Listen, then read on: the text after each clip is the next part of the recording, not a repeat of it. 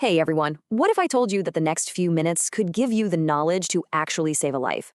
Maybe a stranger's, a loved one's, or even your own. Today, we're diving into the official 2025 heart attack protocols. Because when a heart attack strikes, that clock starts ticking, and it starts ticking fast. So let's get right into it. If there is a one single thing you remember from all of this, let it be this quote right here. Time is muscle. It's the core principle from the American Heart Association, and it means that during a heart attack, every single second that goes by is absolutely critical. So, here's how to think about it. A heart attack is basically a blockage, a clog in a pipe that's supposed to be feeding blood to your heart muscle. And when that blood flow gets cut off, the muscle tissue just starts to die. And the most important part, once that tissue is gone, it is gone forever. It doesn't grow back. So the longer that blockage lasts, the more permanent damage is done to the heart.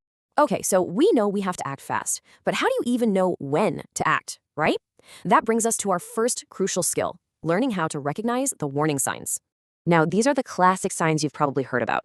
That chest discomfort. It isn't always a sharp, stabbing pain. It can feel more like a really intense pressure, like something squeezing your chest, or just a sense of fullness. And notice how that pain can travel. It can spread out to the arms, the back, even up into your neck or jaw. Another really important thing to know is that these signs can come and go.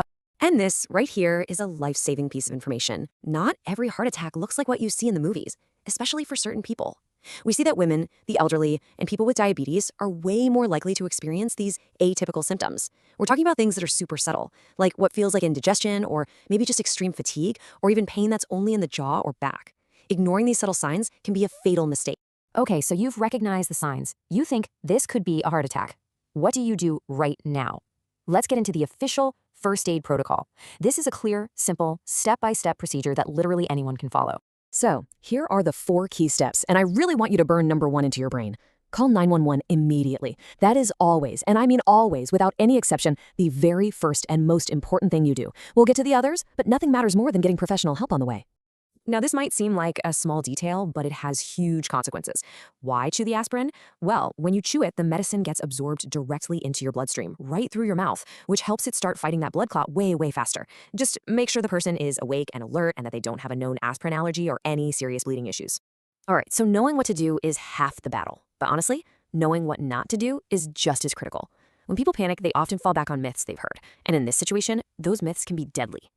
Let's just be honest for a second. Ask yourself, are you absolutely sure you know what to do? A lot of people think they do, but their information is dangerously wrong or just plain outdated. So let's clear a few things up.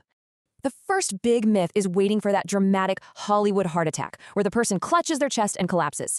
The reality is that most heart attacks start slowly, with really mild pain or discomfort. If you're waiting for it to get bad enough to call, you're losing precious, irreplaceable heart muscle with every tick of the clock.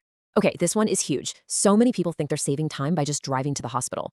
This is a massive mistake. Why? Because paramedics can start life-saving treatment the second they get to you. They can give oxygen, aspirin, run an EKG. They essentially bring the emergency room to you.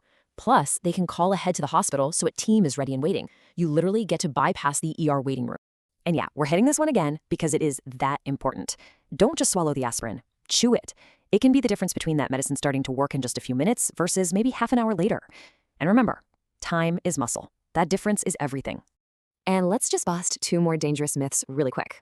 Thinking, oh, it's just heartburn, that's a classic deadly delay. The rule is simple. When in doubt, you treat it like a heart attack first.